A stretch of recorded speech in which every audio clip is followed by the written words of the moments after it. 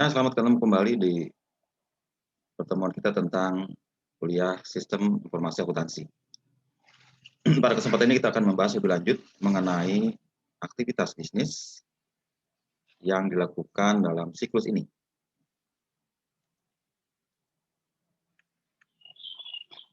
Siklus pendapatan dan penerimaan kas. Jadi pada kesempatan kita melanjutkan pembahasan sebelumnya mengenai aktivitas bisnis dasar dan operasi pemrosesan data yang dilakukan di siklus pendapatan ini. Jadi masing-masing kita bahas aktivitasnya. Kalau sebelumnya kita membahas aktivitas pertama mengenai sales order entry, penerimaan pesanan pelanggan. Pada kesempatan ini kita membahas tahapan selanjutnya yaitu shipping, billing, dan cash collection. Kita bahas dulu yang pertama, shipping.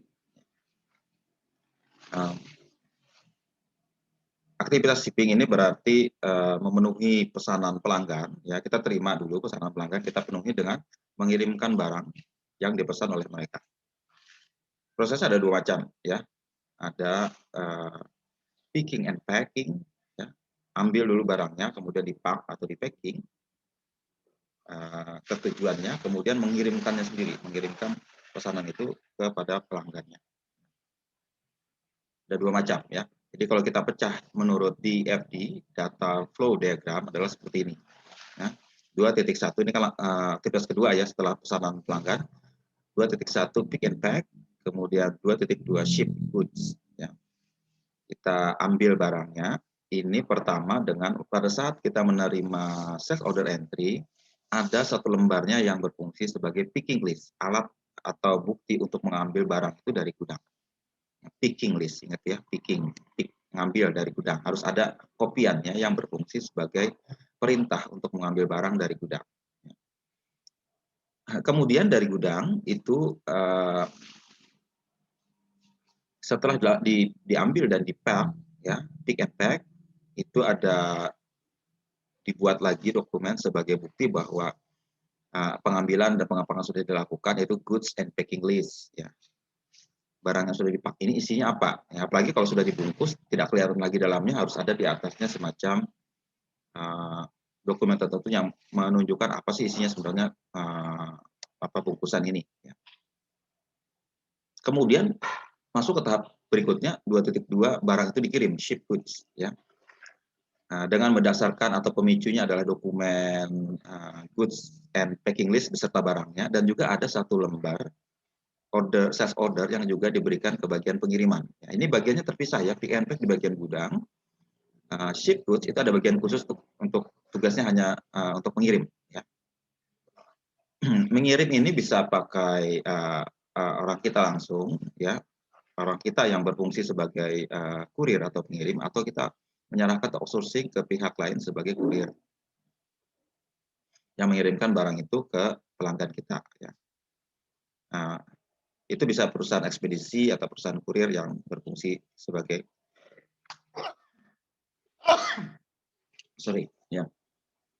yang berfungsi untuk mengirimkan barang. Ya. Nah, kalau kita mengirimkan barang, ya, tentu saja harus ada prosedur yang ketat, ya, karena barang itu di perjalanan tidak di bawah pengawasan kita lagi. Jadi apalagi kalau misalnya barang itu dititipkan ke ekspedisi atau pihak lain. Ya. Biasanya ada dokumen tertentu yang menjadi dasarnya, ya. Selain dari dokumen dari gudang tadi, goods and packing slip, juga ada disertai dengan dokumen lain namanya bill of lading. Bill of lading itu bukti pengiriman, ya. Dan kita menguasakan barang ini kepada pihak yang mengirimkan itu, atau carrier atau kurir dalam Indonesia. Nah, setelah barang dikirim itu harus diupdate, ya, diupdate ke catatan atau rekaman kita dalam hal sales order. Sales order kita harus diupdate, ya. Berarti barang yang sudah dipesan sudah dikirimkan. Maka di sana di-input barang sudah dikirim. Barang sudah dikirim, itu akan jadi pemicu akuntansi akan mencatat terjadinya penjualan. Ya. Tergantung dari FOB-nya, free on board-nya. Ya. mungkin kalian sudah belajar free on board ya. Ada free on board shipping point. Nah, shipping point berarti pada saat barang itu dikirim, kita asumsikan barang itu sudah diterima oleh pelanggan. Ya. Jadi titik serah terimanya adalah pada saat barang itu dikirim, shipping point. Ya. Nah saat dikirim berarti bagian akuntansi akan mencatat itu sebagai penjualan, pemicu untuk menjurnal penjualan. Kalau FOB-nya bukan shipping point tapi destination point, itu berarti setelah dia sampai di tujuan baru dicatat penjualan.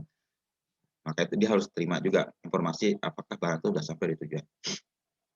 Kemudian setelah barang diambil dan dikirim berarti persediaan kita berkurang kan, jurnalnya kan seperti itu ya, penjualan, sisi satunya inventory kita berkurang. Ya.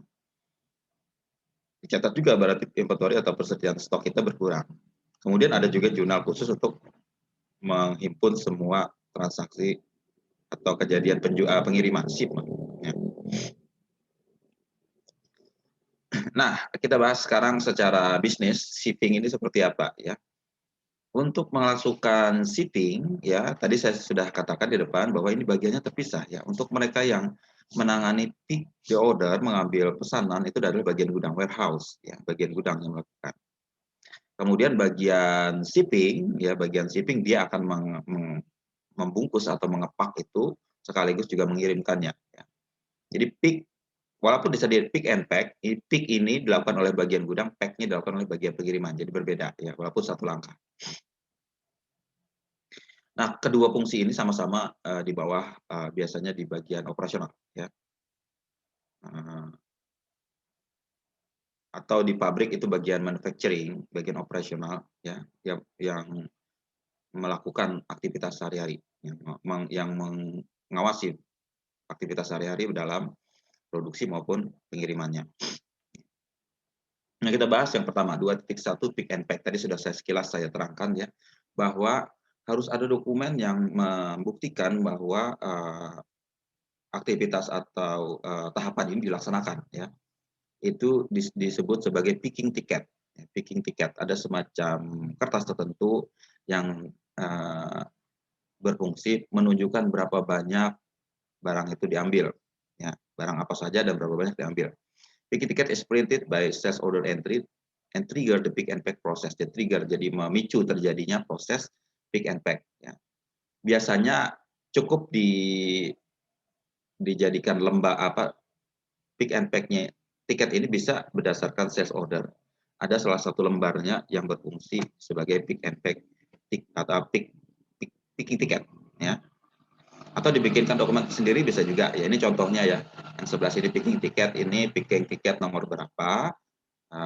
Dia ngambil barang apa saja nih. Ini part nomor ini, kuantitinya 1 2 2 2 3 ini dari grup berapa ya kan. Ini diambil kapan. Nah, ini nggak lengkap ini ya. Harus ada nomornya juga, nomor dan tanggalnya. Ini kebetulan kosong ininya. Pickernya siapa orangnya, yang mengepek siapa, lokasi dari mana, ya kan? Ini contohnya ya. Yaitu pada intinya adalah picking ticket ini mengidentifikasi produk apa yang diambil, kemudian berapa kuantitasnya. Kemudian petugas gudang itu mencatat kuantitas yang diambil pada picking ticket yang akan menjadi dasar dokumen, baik itu paper maupun elektronik. Bisa picking tiketnya itu berbentuk kertas atau dia langsung mengisinya secara elektronik di sistem. Nah, barang yang sudah diambil kemudian ditransfer atau diserahkan ke bagian pengiriman atau shipping department. Nah, ini begitu diterima di bagian pengirimannya mempack, maka bagian packing bikin packing slip ini ya, packing slip. Tadi packing tiket, sekarang packing slip yang menunjukkan barang yang dibungkus itu apa. Ya. Ini berdasarkan pesanan nomor berapa, ya 345, ditujukan kirim kepada siapa, kemudian tanggal pengiriman tanggal berapa, memakai apa, kemudian item barangnya apa saja, deskripsinya apa, kuantitas berapa. Ya. Jadi ini dilekatkan pada barang yang di-pack atau dibungkus tadi. Nah, picking and pack itu bisa secara umum kita buat, efisien dan akurat dengan memakai teknologi, ya. Eee, dengan memakai barcode scanner yang biasa kalian lihat di supermarket atau minimarket, itu amat memudahkan pergerakan barang, ya. Misalnya picking tiket tadi, kodenya langsung masuk dari hasil scan barang yang diambil, ya. Kemudian kalau itu barangnya banyak sekali, ya, efisien sekali kalau pemindahannya itu menggunakan conveyor belt, ya. Itu roda, apa, eee yang berjalan itu ya, kalau kalian biasa lihat di bandara atau di airport ada conveyor belt yang biasanya, menyerahkan koper, tapi di Paris juga biasa dipakai. Masalah kantor besar seperti, apa, e-commerce yang besar-besar ya, jualan daring, di gudang dia biasanya dia pakai conveyor ya. Kemudian teknologi yang amat memudahkan proses in pick and pack juga adalah teknologi wireless ya. Jadi mereka bisa, menerima perintah itu nggak perlu bolak-balik ya, "Tolong ambilkan ini," dan lain sebagainya. Kemudian teknologi yang lain adalah RFID, Radio Frequency Identification Tags, itu untuk, tidak perlu pakai scanner ya, pergerakan barang itu bisa termonitor di komputer kita, karena dengan memasang alat sesuatu, yang melekat di alat itu, dia pergi kemana ketahuan. Nanti pada saat barang itu dikirim mungkin baru dicopot, dikembalikan bahwa ini sudah sampai di bagian shipping, yaitu pick and pack. Kemudian langkah kedua ya, adalah mengirimkan, mengirim barang. Setelah barang itu diterima oleh bagian pengiriman, mereka mengirimkannya, ya. Nah, sebelum dikirim, bagian pengiriman harus tidak sembarang kirim, mereka harus, cek lagi, apakah barang yang dikirim itu sesuai dengan yang dipesan, ya. Terutama mereka membandingkan kuantitas, fisiknya, kuantitas fisik barang yang dikirim, ya. Kalau misalnya bungkusannya bisa dihitung, kita bisa lakukan physical count, of inventory. Ya, berapa barang yang dikirim bisa dihitung ya. Kemudian dicek dengan barang yang kuantitas yang tercatat di picking ticket, ya. Yang diambil dari gudang tadi berapa banyak, kemudian berapa banyak juga yang dicatat di dalam order yang diminta oleh pelanggan. Semua harus cocok ya. Bagian shipping belum akan mengirim kalau ada yang berbeda. Ya, pesannya 100, ambilnya cuma 90, dikirim cuma 90. Lah emang kenapa? Ya, oh lupa, kelupaan, ada satu barang yang belum dimasukkan. Nah, jangan seperti itu, nanti, pelanggan kecewa. Jadi harus akurat hitungannya. Kecuali kalau memang barang yang tersedia itu tidak sesuai dengan yang dipesan, ya. Nah, itu ada diskrepansi yang terjadi karena, persediaan kita tidak mencukupi yang dipesan. Diskrepansi ini bisa muncul karena tadi itu item tidak disimpan di lokasi yang ditujukan. Bisa terjadi dia hanya mengambil di lokasi itu, belum mengambil di lokasi tempat lain. Atau mungkin karena pencatatannya tidak akurat, bisa jadi ya, pencatatan, persediaan virtualnya tidak akurat. Jadi tidak sesuai ya. Nah, kalau tidak sesuai ya tadi yang saya bilang 100 yang diambil cuma 90, maka harus dilakukan back order ya, pesan ulang untuk memenuhi pesanan yang 100 tadi. Ini bisa dikirim 100% ya. Itu ya, jadi, bagian pengiriman harus, hati-hati ya, yang dikirim apa ya. Kan banyak tuh kalau kalian lihat di penjualan daring banyak yang komplain ya, pesannya hitam yang datang abu-abu misalnya, atau pesannya merah yang datang biru. Nah, ini kenapa? Ya, jenis yang dipesan tidak sama ya. Atau bisa jadi yang dipesan selusin yang datang cuman 2 biji, bisa jadi seperti itu ya. Itu kan, bagian shipping-nya nggak korek kerjanya, nggak mengawasi pada saat dia mengirimkan ya. Kalau yang disebut di sini, kuantitasnya saja yang dihitung, itu bisa juga termasuk jenisnya ya. Terus saja, itemnya harus dilihat juga. Nah, seperti yang saya uraikan di depan tadi, pada saat mengirimkan barang, saat itu juga harus catat ya, terjadinya pengiriman ini, karena pengiriman akan menjadi dasar untuk mencatat terjadinya penjualan. Ya.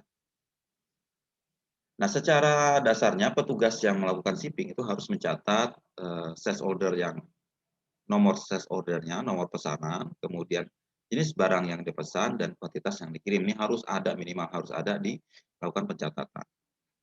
Nah, berdasarkan informasi ini, data ini kita melakukan 3 tahap, yaitu update the quantity on hand, mengupdate inventory yang sudah berkurang, harus dikurangi sebesar barang yang dikirim. Update the quantity on hand, mencatatnya dalam master file persediaan atau stok, inventory master file. Kemudian membuat atau menghasilkan packing slip sebagai bukti barang itu dikirim, siap dikirim. Ya. Packing slip seperti saya katakan tadi memuat kuantitas dan deskripsi dari tiap item yang ada dalam pengiriman. Kemudian membuat dokumen kedua yang saya bilang tadi, bill of lading, yaitu legal contract yang mendefinisikan tanggung jawab atas barang yang dikirim. Ya. Dan yang saya bilang kalau kita menyerahkan barang yang dari pihak lain harus ada bukti kita menitipkannya ke pihak lain sebagai pengirim sebelum sampai ke pelanggan. Ya. Dibuat kopinya beberapa lembar, ya, multiple copies of bill of lading, ya, bill of lading.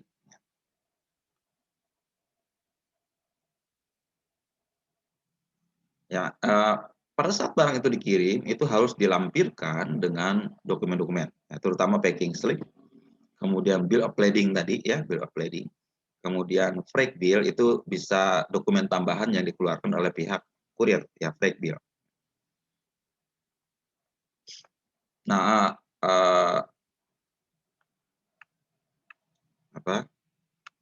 saya tidak berikan contohnya bill of lading di sini. Bill of lading bisa kalian lihat di buku, ya.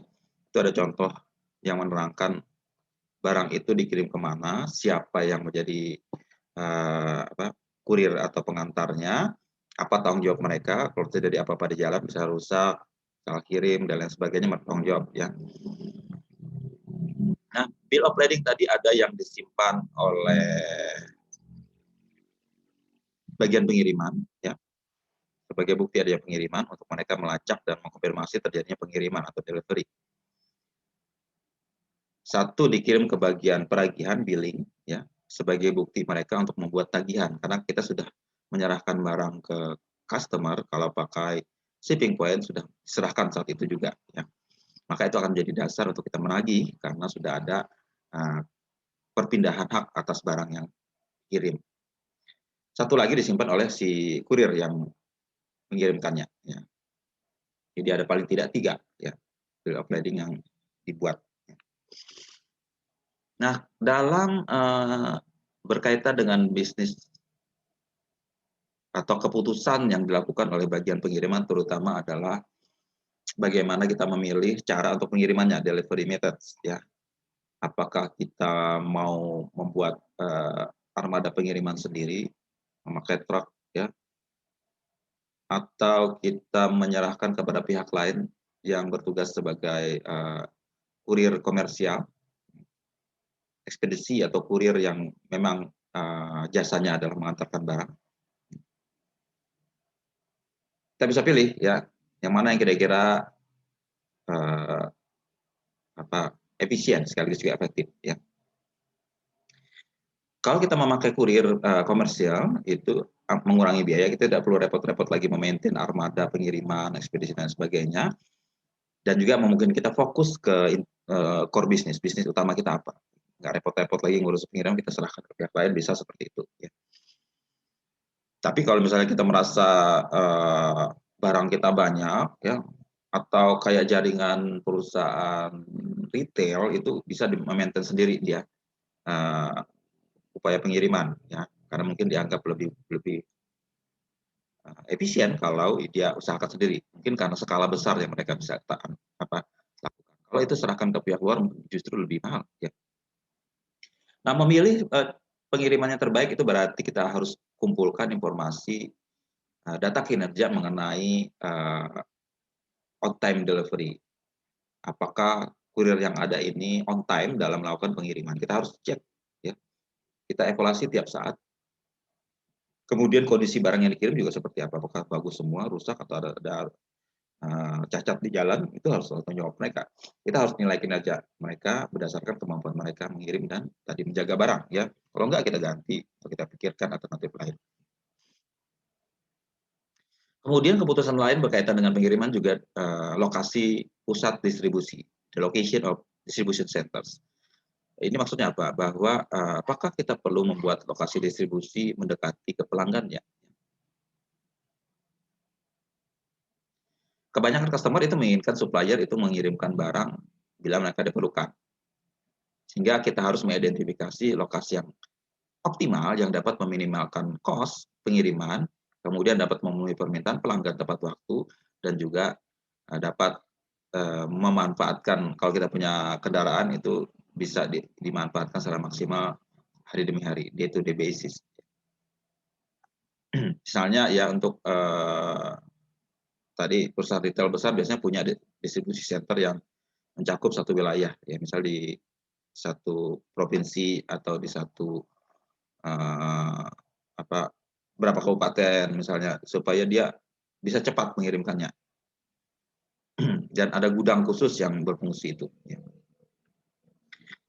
Nah, dengan semakin globalnya perdagangan dunia, globalisasi, maka proses logistik outbound, ya, outbound logistik itu salah satu bagian dari value chain, ingat ya, itu semakin kompleks karena semakin banyak, semakin terbuka jaringan kita ke seluruh dunia, ke seluruh bagian bumi istilahnya ya, sehingga metode distribusi itu harus kita pikirkan karena berbeda dalam hal efektivitas dan efisiensinya. Ya.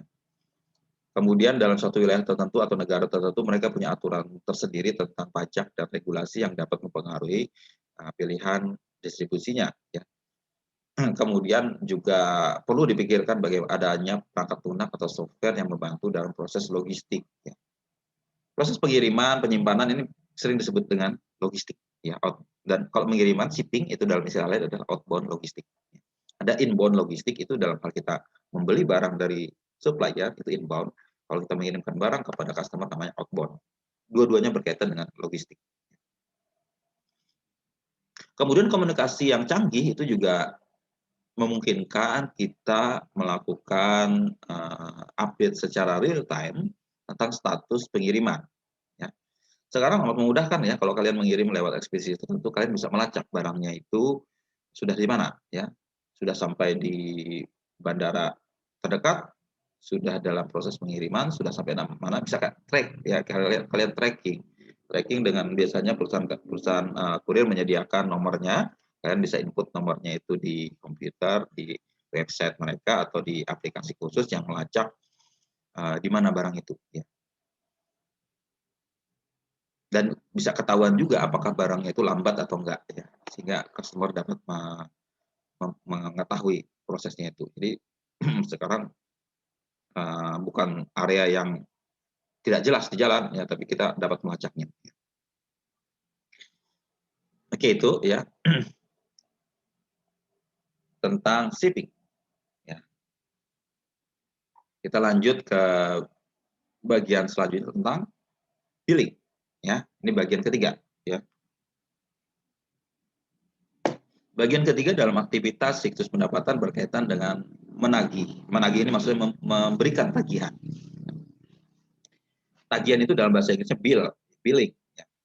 Jadi kita membuat tagihan sebagai bukti bahwa si pelanggan punya kewajiban terhadap kita, kewajiban membayar terjadinya pengiriman barang atau jasa tadi.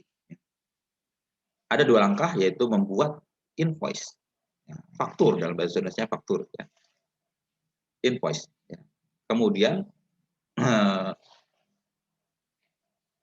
kalau itu penjualannya kredit, pada saat yang sama kita menjurnal terjadinya piutang usaha, ya kan? Account receivable. Nah ini dua langkah. 3.1 ini karena proses ketiga billing. 3.2 maintain account receivable, ya, menjaga catatan piutang usaha. Ya. Nah bagian billing seperti saya katakan tadi menerima dokumen dari bagian shipping bahwa barang sudah dikirim. Ada dua dokumen, packing slip dan bill of lading. Selain itu dia menerima juga dari bagian penjualan sales order-nya. Ya, jadi sales order itu dibikin banyak ya. Dibikin buat bagian shipping, bagian billing, ya, dan bagian lain, ya, dan juga buat customer-nya. Bagian billing menerima sales order, oh sudah ada penjualan ya, oh, sudah ada order, oh sudah ada dikirim, nah berarti sudah saatnya saya mencatat terjadinya penjualan. Ya. Maka dia membuat invoice, ya, invoice atau faktur yang menunjukkan tagihan kepada pelanggan, bagian pada pelanggan.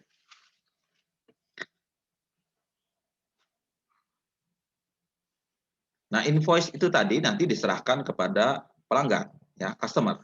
Ya ini diserahkan ke customer. Kemudian bagian sistem buku besar atau bagian akuntansi, General Ledger and Reporting System juga menerima lembarnya untuk dia dapat menginput terjadinya penjualan, jurnal penjualan. Ini sales penjualan. Karena saat yang sama kita mengirimkan tagihan, saat yang sama juga kita mencatat terjadinya penjualan. Maka informasinya kita update ke jurnal penjualan. Ya. Kemudian dari data customer yang ada, ya, data customer yang ada itu kan diupdate ya, itu akan ketahuan posisi piutangnya, ya. Karena bagian penerimaan kas nanti akan mencatat terjadinya penerimaan, maka berarti harus di maintain berapa banyak sisa utangnya, ya, piutangnya. Nah, bagian piutang nanti akan membuat semacam laporan bulanan tentang posisi piutang dia berapa, posisi utang mereka dan piutang kita berapa. Kalau ada penerimaan kas dari adanya pembayaran atau remittance list ini, dari bagian Merum ini bagian kasir yang menerima pembayaran, maka diupdate untuk mengurangkan angka piutang. Ya ini ya, kita bahas pertama proses invoicing dalam billing. Ya. Kita membuat invoice atau faktur. Ya. Nah, dalam membuat billing ini harus akurat dan tepat waktu. Ya. Accurate and timely billing is crucial. Ya. Kenapa krusial? Karena tadi itu menentukan saatnya terjadi penjualan dan piutang. Ya. Billing atau pembuatan tagihan itu adalah aktivitas pemrosesan informasi yang repackage, membuat kembali atau meringkas informasi dari penjualan sampai dengan aktivitas pengiriman. Jadi di summary atau diringkas. Ya. Dan ini memerlukan informasi yang berasal dari bagian pengiriman tentang barang yang dikirim, baik item maupun kuantitasnya, kemudian dari bagian sales tentang harganya berapa. Kan? Karena kalau di invoice itu bukan hanya kuantitas dan itemnya saja, tapi harus ada harganya, karena kita mengenakan harga yang kita tagihkan kepada pelanggan. Kalau di proses sebelumnya sama sekali kita tidak memusingkan masalah harga, bukan urusan mereka. Nah, sekarang di bagian billing kita harus ada tahu harganya berapa. Mereka harus dapatkan harganya dari bagian sales atau bagian penjualan. Nah, ini bentuk invoice ya, bahasa Indonesianya faktur, jangan bingung ya. Faktur, bukan faktor menulisnya, faktur ya. Invoice itu tidak sama dengan kwitansi ya. Invoice itu sama ekuivalen dengan faktur dalam bahasa Indonesia. Jadi invoice ini dokumen dasarnya dalam billing ya. Nah, dalam invoice ini ada informasi tentang jumlah yang harus oleh pelanggan bayar, the amount to be paid by customer, kemudian dikirimkannya kemana ya. Nah, sekarang kan semua pakai bank ya, dikirimkan ke rekening bank kita nomor berapa, harus ada termasuk di situ. Bisa dalam bentuk invoice ini bisa dalam bentuk kertas atau bisa dalam bentuk elektronik ya. Kita kirimkan ke email atau ke EDI, Electronic Data Exchange, langsung masuk ke sistem komputer dari pelanggan kita. Ini contohnya ya, invoice nomor berapa, order nomor berapa, ditagihkan ke siapa, pengirimnya, ditagihkan kemana, kemudian barang itu dikirim kemana. Bisa jadi kan yang menagih di kantor pusat, tapi kirimnya ke kantor cabang, bisa jadi seperti itu ya. Kemudian harus disebutkan juga syarat-syarat perdagangannya, termnya berapa, 30 hari, kreditnya, due date-nya kapan, kemudian siapa petugas sales kita yang melakukan, dikirim lewat siapa. Nah, ini bawahnya di tabel ini dicantumkan item, kuantitas, description, harga, dan terakhir baru berapa jumlah total tagihan. Jadi quantity dikalikan harga dapat jumlah tagihannya. Tambah pajak, ya pajak mungkin ada di sini, atau ada biaya kirim, ya shipping cost, ongkirnya, ongkos kirim, ya, dan tax, biasanya PPN, ya, pajak pertambahan nilai yang dilekatkan pada perbedaan barang itu. Total berapa yang mereka harus bayar. Itu harus ditagihkan ke mereka. Ya. Nah, kalau penjual dan pembeli punya sistem online yang akurat, maka invoicing ini bisa di-skip. Maksudnya bisa di-skip itu maksudnya tidak khusus dilakukan, tapi langsung dilompati saja karena otomatis mereka akan membuat itu, ya. Karena tadi misalnya ya, kita kirim barang, otomatis skip saat itu juga dibuatkan invoice-nya. Kalau datanya di-input semua ya, data harga, data quantity, data itemnya dimasukkan langsung dibikinkan secara otomatis. Sehingga amat mengurangi banyak biaya ya. Dan sistem informasi akuntansi yang terintegrasi akan menggabungkan billing dengan proses sales marketing dengan menggunakan data customer untuk mengirimkan informasi tentang produk yang terkait yang dapat mereka tawarkan ya. Melalui kiriman atau laporan bulanan. Nah, itu bisa seperti itu. Jadi ada semacam informasi berapa banyak pesan bulan ini, berapa banyak ini. Jadi kalau informasi gabung jadi satu, mudah kita gabungkan sehingga kita bisa memberi nilai tambah ke pelanggan kita. Nah, proses kedua yang saya bilang tadi, begitu dikirim dan ditagih, kita harus update kon piutang usaha ya, karena saat yang sama akan muncul piutang. Ya. Fungsi piutang usaha ini lapor ke manajer keuangan biasanya ya. Dua fungsi dasar mereka adalah mendebit kalau itu terjadi penjualan, dengan kata lain dibuatkan invoice-nya atau fakturnya, dan kalau dia membayar, ya, customer membayar itu maka bagian AR ini akan mengkredit terjadinya pembayaran atau mengurangi piutang usaha yang dicatat. Ada dua cara kita memaintain piutang ini, ada yang sifatnya open invoice method dan ada balance forward method. Nanti saya terangkan ya. Open invoice ini maksudnya apa? Jadi customer bayarnya itu berdasarkan invoice atau faktur yang ditagihkan. Faktur tanggal 1, ada faktur tanggal 10 misalnya, ada faktur tanggal 15. Satu-satu dibayarnya ya. Yang ini dulu bayar ya. Faktur yang pertama dulu bayar. Oke, kemudian kalau jatuh tempo faktur kedua bayar. Itu disebut open invoice method. Pembayarannya berdasarkan invoice yang ditagihkan. Nah, biasanya kalau pakai sistem seperti ini, faktur dikirimkan kepada pelanggan, ada 2 kopi, ya. Satu diserahkan nanti dan dikembalikan kalau dia membayar, ya. Jadi kopinya tuh balik lagi ke kita, tuh namanya turn around dokumen yang kembali lagi ke kita, ya. Dan dianggap sebagai pemberitahuan pembayaran, remittance advice, ya. Remittance advice itu bukti transfer atau bukti kirim uang. Nah, kalau memakai sistem open method ini ada manfaatnya. Pertama itu kalau kita berikan semacam diskon kalau dia cepat bayar sebelum jatuh tempo, kita berikan diskon berapa persen misalnya. Ini akan mudah dilakukan kalau dilakukan dengan invoice seperti ini. Jadi invoice yang tanggal 1 tadi, kalau dia bayar tanggal 15 akan ada diskon. Jadi mudah menjadikan basis atau dasarnya. Dan juga akan menghasilkan arus pengumpulan kas yang lebih seragam. Kelemahannya adalah kalau kita pakai metode ini agak kompleks menjaganya, ya. Karena apa? Karena apalagi kalau misalnya invoice itu banyak, ya kan, susah terlacak kalau banyak sekali, ya. Alternatifnya adalah menggunakan balance forward, jadi pembayarannya tidak berdasarkan invoice, berapa yang ada bayar, ya. Mungkin sudah pasti invoice yang terdahulu akan ditutupi dengan adanya pembayaran yang masuk ini. Jadi pelanggan membayar berdasarkan jumlah yang ada dalam laporan bulanan, ya, kita biasanya mengirimkan ke mereka tiap bulan ya. Ini tagihan Anda segini, rincian adalah seperti ini. Dia mungkin tidak membayar berdasarkan invoice, oh tagihan kita 100 juta. Ini kami bayar dulu ya, 30 juta di minggu ini. Ya. Minggu, 2 minggu lagi kami bayar sekian gitu ya.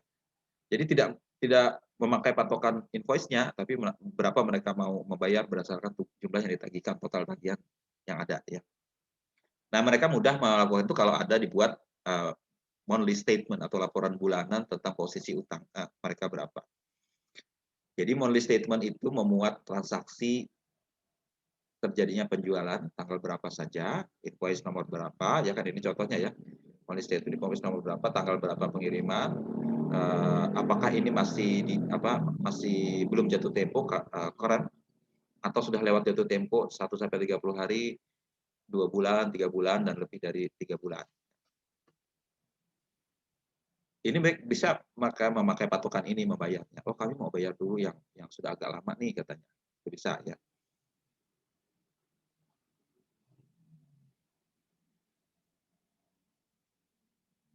Customer diminta untuk di laporan bulanan ini, monthly statement ini ada semacam bagian tertentu yang bisa disobek dan dikembalikan kalau mereka mau bayar ya.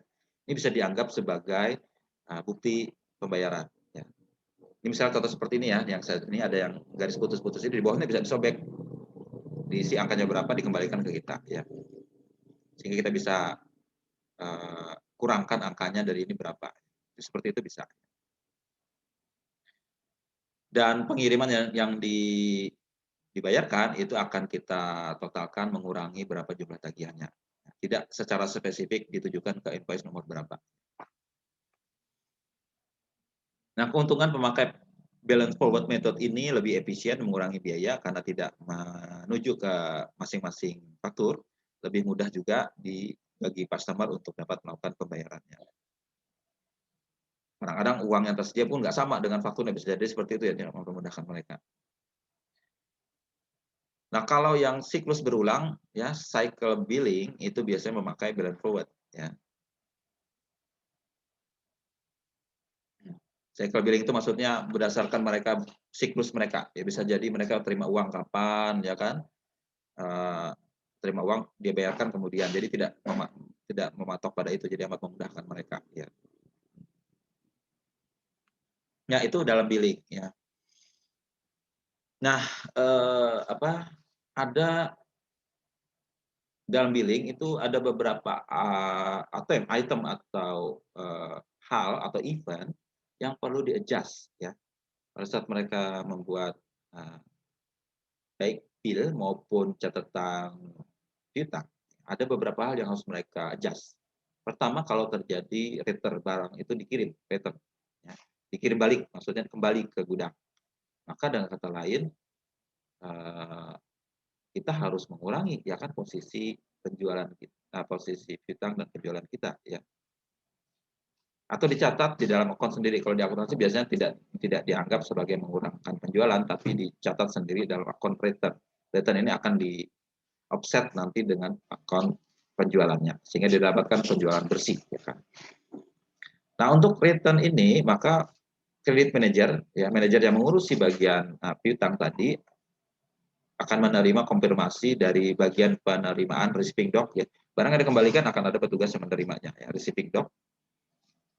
Dia akan kasih tahu ini barang balik item nomor segini, jumlah segini, maka harus dikurangkan dari tagihan kita dan ini harus masuk ke bagian gudang. Dia harus catat kembali karena barang itu kembali ya. Nah, mereka membuat apa yang dinamakan kredit memo. Ya. Jadi mengkreditkan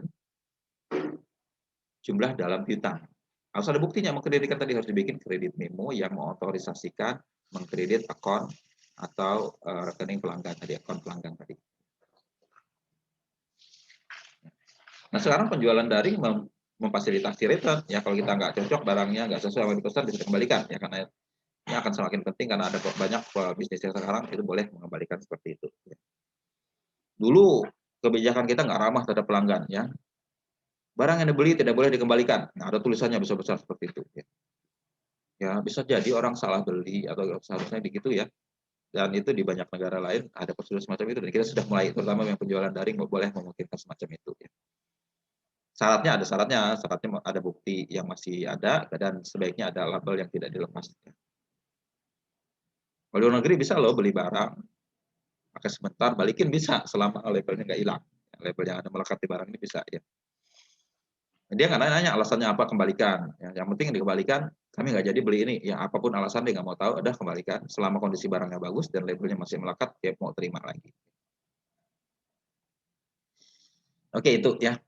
Yang pertama. Kemudian kalau terjadi barang itu rusak, ya maka kita harus cadangkan atau berikan allowance atau penyisihan kalau barang itu rusak. Kita harus fair. Kalau barang kita kirim ternyata rusak, ya jangan ditagihkan barang yang rusak tadi, ya kan? Nah, kita harus kurangkan tagihannya untuk barang yang rusak tadi. Mungkin bisa mereka tidak mengembalikannya atau tidak ini, tapi membuat semacam pengurangan harga, ya.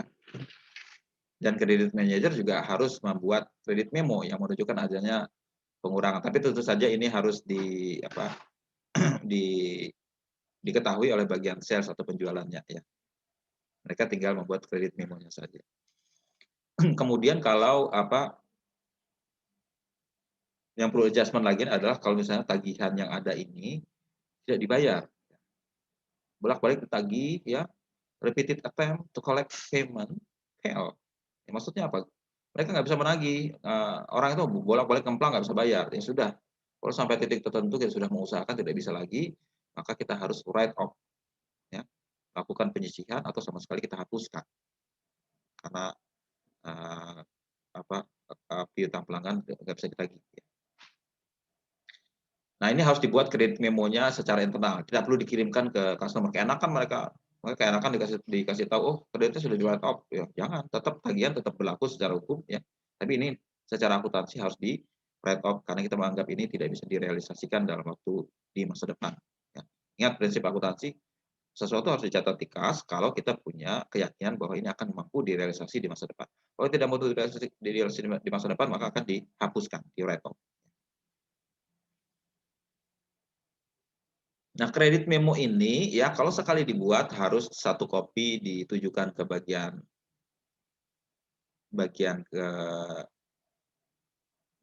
piutang dan satu kopi ke customer kecuali yang write off ya, write off nggak dikasih. Kalau terjadi return dan barang rusak saja ya. Mereka harus dikasih tahu bahwa tagihan mereka berkurang.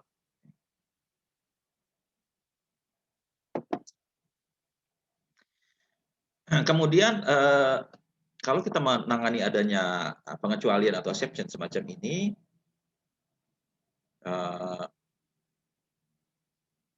perlu ketegasan akan pengurangan tuh nggak bisa sembarangan dilakukan, yaitu dibuat semacam kredit memo yang saya katakan tadi ya. Kredit memo ini dikeluarkan oleh kredit manager, itu harus ada jelas pemisahan tugasnya antara yang membuat dan yang mencatat. Jadi tidak boleh yang kalian ingat kan pengendalian internal yang baik harus ada pemisahan tugas, segregation of duties ya. Jadi bagian yang mengotorisasi harus terpisah dari bagian yang melakukan pencatatan. Kebetulan yang otorisasi adalah bagian kredit, yang mencatatnya bagian akuntansi. Ya.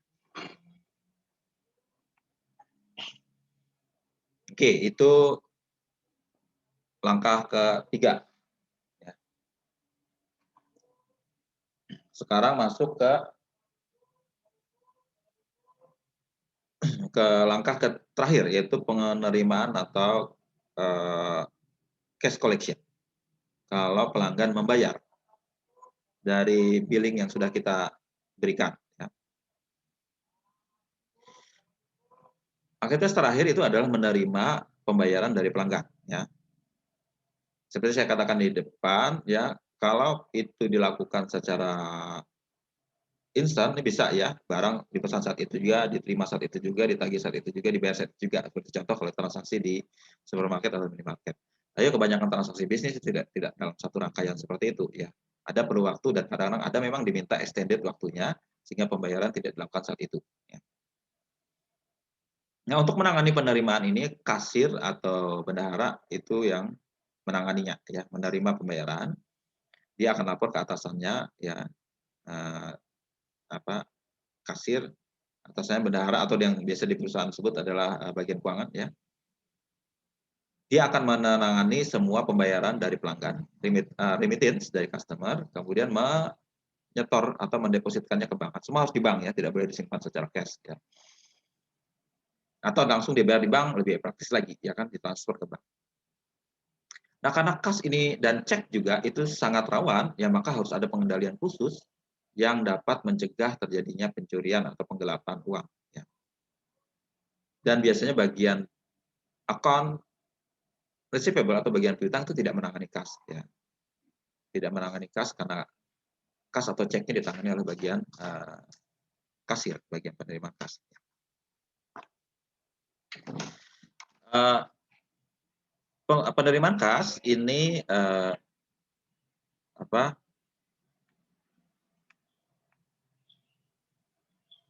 bisa bermacam-macam cara, ya. Penerimaan kas bisa dengan electronic fund transfer, ya, ditransfer secara elektronik, ya. Eee, ini sudah kita kenal, ya, jadi langsung ditransfer ke rekening kita, apalagi kalau misalnya di invoice-nya dicantumkan nomor rekening, sehingga, langsung ditransfer saja, ya, ke situ. Sehingga dapat mengurangi adanya waktu. Kalau mengirim pakai cek, ya, itu kan perlu waktu kita mencairkan kembali, mengirimkannya, mencairkan kembali paling berapa hari itu memerlukan waktu. Tapi kalau transfer saat itu juga, diterima, ya. Kemudian ada electronic lockbox ini, kalau dikirim ceknya secara fisik, ya, ini biasanya ada semacam, apa, alat elektronik yang mengidentifikasi itu, ya. Dan kalau dikirim secara fisik ada juga semacam turnaround dokumen yang tadi saya sudah contohkan, ya kan, kalau misalnya ada lembaran dari invoice yang harus dikembalikan, itu turnaround dokumen, atau lembaran dari monthly statement atau laporan bulanan bisa dikembalikan, atau bisa memotokopi bukti transfer, rekening bank, ya. Dan, dibikin list-nya oleh bagian, penerimaan kas, dibikin list-nya, jumlah penerimaan berapa. Umumnya jarang orang pakai cek sekarang, ya, langsung saja biasanya ke transfer. Cek ini kalau dimungkinkan beda tanggal harinya, ya. Nah, pernah lihat cek kan, cek itu biasanya ada semacam lembar kecil seperti ini, kertasnya agak tebal, ya kan, dikeluarkan oleh bank. Itu bisa dicairkan kapan saja, tidak usah ditulis tanggalnya, mereka bisa cairkan kapan saja. Ada juga yang harus dituliskan tanggalnya atau tanggal tertentu. Itu, bukan cek tapi giro, ya, giro itu pakai, ada tanggal tertentu, tanggal pencairan, tanggal kapan. Kalau yang ada dibilang cek kosong, itu berarti orang itu mencairkan tapi duitnya tidak ada di bank. Nah, tidak tersedia uang untuk diambil, ya. Cek kosong namanya, itu nggak boleh, ya. Itu bisa dilarang sama bank karena membuat PHP, ya kan. Orang udah pengen uang, ternyata uangnya nggak ada, ya. Itu cek kosong. Ada juga financial electronic data interchange yang pakai menggabungkan transfer dengan EDI, ya, yang EDI itu yang interchange data antara customer dan buyer itu, customer dan supplier jadi satu, informasinya mereka bisa mengasih tahu secara elektronik kalau terjadi pembayaran. Atau cara lain memakai credit card buat, eee,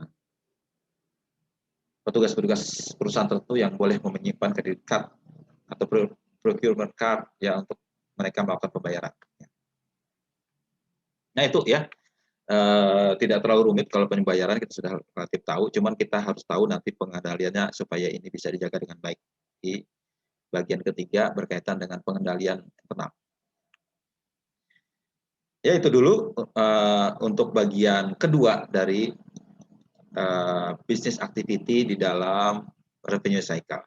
Ya, mudah-mudahan apa yang saya terangkan bisa, kalian tangkap, ya, bahwa proses ini cukup sederhana, ya, cukup gampang dimengerti, cuman banyak prosedur yang harus dijaga sehingga semua proses ini dapat tertangkap baik informasinya.